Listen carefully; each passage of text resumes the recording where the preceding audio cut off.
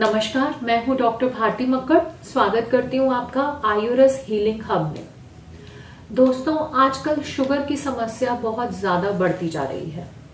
जिस घर में देखो कोई ना कोई शुगर का मरीज मिल जाता है और अक्सर मैं सुनती हूं कि लोग बोलते हैं कि सब कुछ करने के बाद भी हमारी शुगर कंट्रोल नहीं हो रही है। आज के इस वीडियो में मैं आपको 7 ऐसी चीजें बताऊंगी, अगर आप वो फॉलो कर लेते हैं तो आपकी शुगर हर हालत में घटनी शुरू हो जाएगी। आइए शुरू करते हैं।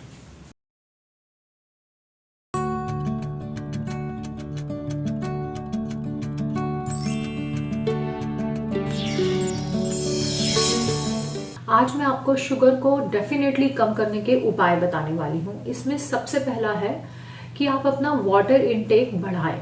आप जितना भी पानी पीते हैं उसकी क्वांटिटी को बढ़ाना शुरू करें। जब हमें शुगर होती है या हमें डायबिटीज होती है तो हमारी किडनीज क्या काम करती हैं, वो शुगर को पानी में यानी कि यूरिन में एब्जॉर्ब करके यूरिन के थ्रू उसको बाहर निकालती हैं। इस कंडीशन की वजह से कई बार हमारी बॉडी में पानी की कमी हो जाती है, हमारा बॉडी डिहाइड्रेटेड हो जाती है।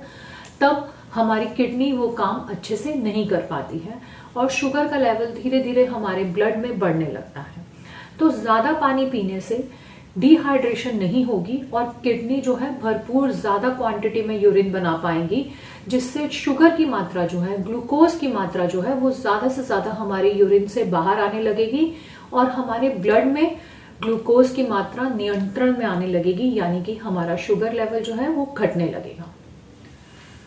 दूसरा टिप जो मैं बताना चाहूंगी या दूसरा उपाय जो है वो है कि आप अपनी डाइट में फाइबर की मात्रा बढ़ा दें। ऐसा करने से भी शुगर जो है वो कम होने लगती है।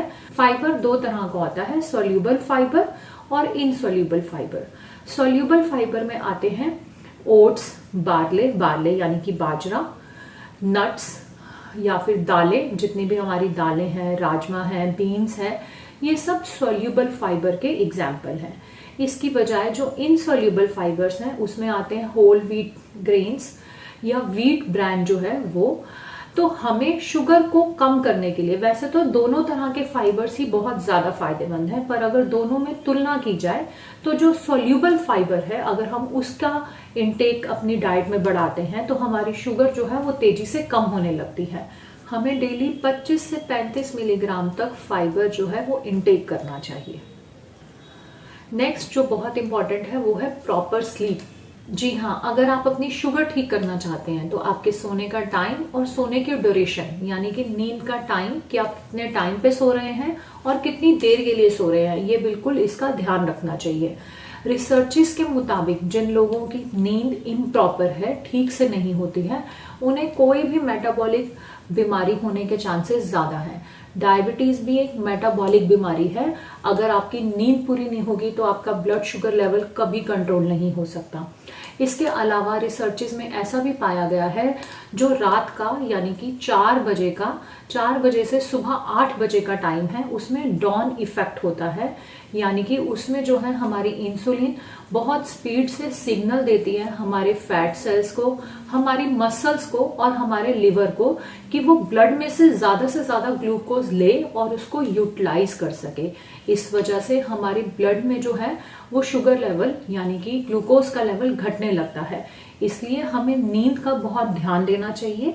जो लोग रात में जॉब करते हैं, कई लोग मेरे से पूछते हैं कि हमारी तो नाइट जॉब है तो हम कैसे करें, तो उन्हें भी एक चीज का जरूर ध्यान रखना चाहिए कि उन्हें अपने सोने का टाइम फिक्स करना चाहिए। अगर वो सुबह 8 बजे घर पहुंच रहे हैं और 8 बजे या सो रहे हैं तो उन्हें रोज उसी टाइम पे सोना चाहिए, ताकि उनकी बॉडी धीरे धीरे समझने लगे कि सोने का टाइम क्या है। तो इस तरह से हमें अपने सोने के टाइम का, अपनी सोने के ड्यूरेशन का ध्यान रखना चाहिए, ताकि हम अपनी शुगर पूरी तरह से कंट्रोल कर सकें। Next, exercise. ये तो हम सभी जानते हैं कि शुगर कंट्रोल करने के लिए एक्सरसाइज बहुत जरूरी है। हमें रोज 30 से 45 मिनट वॉक कर सकते हैं। आप अपना इवनिंग वॉक कर सकते हैं, मॉर्निंग में वॉक कर सकते हैं। टाइम की कोई बंदिश नहीं है। जरूरी नहीं है कि आप वॉक करें, आप मॉडरेट टाइप की यानी कि जो बहुत कठिन एक्सरसाइज नहीं है, मॉडरेट टाइप की एक्सरसाइज कर सकते हैं, जिसका ड्यूरेशन 30 से 45 मिनट होना चाहिए। आप स्विमिंग कर सकते हैं, बैडमिंटन खेल सकते हैं, डांस कर सकते हैं। तो बेसिक बात यह है कि आपकी मूवमेंट जो है वो जरूर होनी चाहिए। 30 मिनट से 40-45 मिनट तक आपकी बॉडी को कोई ना कोई मॉडरेट एक्सरसाइज में रहना चाहिए। एक्सरसाइज करने से एक तो इंसुलिन रेजिस्टेंस कम हो जाता है। ज्यादातर डायबिटिक पेशेंट्स में इंसुलिन रेजिस्टेंट हो जाता है, यानी कि इंसुलिन हमारी बॉडी का सिग्नल नहीं समझता है और हमारे जो सेल्स हैं वो इंसुलिन की बात को नहीं समझते हैं। तो इंसुलिन सेंसिटिविटी को बढ़ाता है एक्सरसाइज। पहला फायदा तो एक्सरसाइज से ये है। दूसरा, जब हम एक्सरसाइज करते हैं तो हमारी मसल्स को ग्लूकोज की रिक्वायरमेंट ज्यादा होती है, तो हमारी मसल्स ज्यादा ग्लूकोज यूज करती हैं, उससे भी हमारे ब्लड में ग्लूकोज का लेवल डाउन आ जाता है और हमें मोटापा भी नहीं होता है। तो एक्सरसाइज से मोटापा भी नहीं होता है और स्ट्रेस में भी फायदा करती है। स्ट्रेस और मोटापा दोनों ही कंट्रीब्यूटिंग फैक्टर है शुगर बढ़ाने के लिए। तो इनडायरेक्टली एक्सरसाइज करने से, क्योंकि मोटापा और स्ट्रेस दोनों ही कंट्रोल होते हैं, तो इसलिए भी हमें डायबिटीज में फायदा होता है। नेक्स्ट जो मैं बताना चाहूंगी वो है कॉन्टिन्यूस सिटिंग ब्रेकिंग। नेक्स्ट जो है वो मैं बताना चाहूंगी ब्रेकिंग कॉन्टिन्यूस सिटिंग। आजकल ज्यादातर लोग जॉब कर रहे हैं, उसमें भी डिजिटल दुनिया में आने के बाद सिटिंग जॉब जो है वो बहुत बढ़ गई है। ज्यादातर लोग सारा दिन बैठे रहने का काम करते हैं। आप सुबह या शाम में जितनी मर्जी एक्सरसाइज कर लें, अगर आप दिन में 7-8 घंटे लगातार बैठ रहे हैं तो आपकी शुगर को कंट्रोल करना मुश्किल है।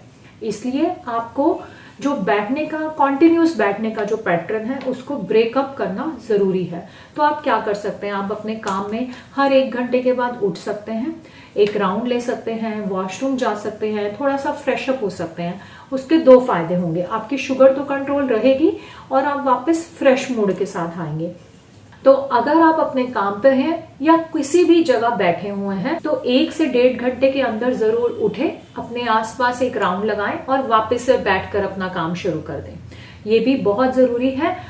आजकल तो कॉन्टिन्यूस सिटिंग को स्मोकिंग से कंपेयर किया जाता है, क्योंकि आप जब लगातार बैठे रह जाते हैं तो आपका वजन जो है वो धीरे धीरे बढ़ने लगता है और आपको हार्ट प्रॉब्लम्स हो जाती हैं। तो इस तरह से जो कॉन्टिन्यूस सिटिंग है वो स्मोकिंग की तरह, स्मोकिंग भी मोटापा करता है, हार्ट प्रॉब्लम्स करता है, तो इसकी तुलना स्मोकिंग से की गई है। तो आपको कॉन्टिन्यूस सिटिंग में जरूर ब्रेक लगाना है, जिससे आपका शुगर जो है वो ठीक हो जाए। नेक्स्ट जो है वो मैं बताना चाहूंगी डाइट। शुगर को कंट्रोल करने के लिए एक्चुअली सबसे इंपॉर्टेंट पैरामीटर है डाइट। हम डाइट को कभी भी इग्नोर नहीं कर सकते। आप क्या खा रहे हैं, कितना खा रहे हैं, कब खा रहे हैं, किस स्पीड से खा रहे हैं, इस सब पर ध्यान देना बहुत जरूरी है। ये तो हम सबको पता है कि मीठा नहीं खाना, मगर इसके साथ आपको हाई ग्लाइसेमिक कार्बोहाइड्रेट्स नहीं खाने चाहिए। आप इस बात का ध्यान दें। आपके खाने के पोर्शन बड़े बड़े मील्स नहीं होने चाहिए, बल्कि आप स्मॉल और फ्रीक्वेंट मील्स खाएं। इसके अलावा आपको बहुत तेज से नहीं खाना चाहिए, नॉर्मल स्पीड के साथ खाना खाना चाहिए, धीरे धीरे चबा चबा कर खाना चाहिए, ताकि आपकी जो ग्लूकोज है वो धीरे धीरे ब्लड में जाए। इस तरह से हेल्दी और माइंडफुल ईटिंग हैबिट्स को अगर आप अपनाते हैं तो आपकी शुगर डेफिनेटली तेजी से नीचे आने लगेगी। नेक्स्ट मैं आपको बताना चाह रही हूँ हर्ब्स। आयुर्वेद में बहुत सारी ऐसी जड़ी बूटियां हैं जो शुगर कम करने के लिए बहुत ही असरदार हैं। आप इनमें से कुछ जड़ी बूटियां बहुत ही कॉमन हैं जिनका इस्तेमाल आप घर पे ही कर सकते हैं। इनमें सबसे पहले मैं बताना चाहूंगी पनीर डोडी। पनीर डोडी के 5-7 फूल आप रात को पानी में भिगो के रखें, सुबह उसे अच्छे से मसल लें और छान लें। ये पानी आप रोज पिएं, सुबह उठकर खाली पेट पानी पिएं। ऐसे ही दालचीनी का बहुत फायदा है। आप दालचीनी का छोटा सा टुकड़ा रात को 1 गिलास पानी में भिगोएं, सुबह इस पानी को आप खूब उबालें और फिर छान कर ये पानी पिएं।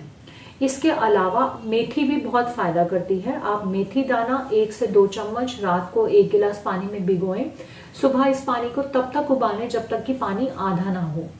आधा होने के बाद इस पानी को छान कर पी लें, इससे भी आपकी शुगर कम होने लगेगी।